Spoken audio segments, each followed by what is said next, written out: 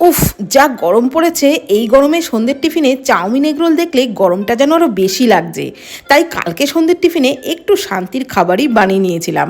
Half cup সুজির মধ্যে half কাপের থেকে একটু কম টক দই অল্প জল দিয়ে মিশিয়ে 10 মিনিটের জন্য ঢেকে রেখেছিলাম।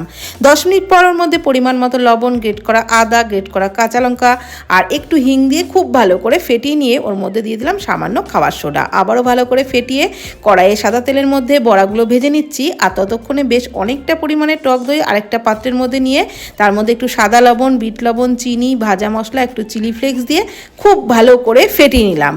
তারপর দিয়ে দিলাম ওর মধ্যে বেশ খানিকটা পরিমাণে দুধ। ভালো করে ফেটিয়ে একটা পাতলা ঘোল বানিয়ে রাখলাম। এদিকে বড়াগুলোকে লালচে করে ভেজে তুলে নিয়ে ওই গরম বড়াগুলোকেই ঘোলের মধ্যে ঢেলে দিলাম।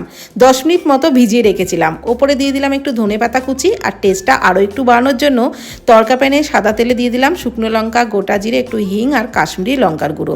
নেড়েচেড়ে এই তড়কাটাকে ওই দই ফুলুরির মধ্যে ঢেলে দিলাম। খেতে কিন্তু টেস্টটা দারুণ হয়েছিল।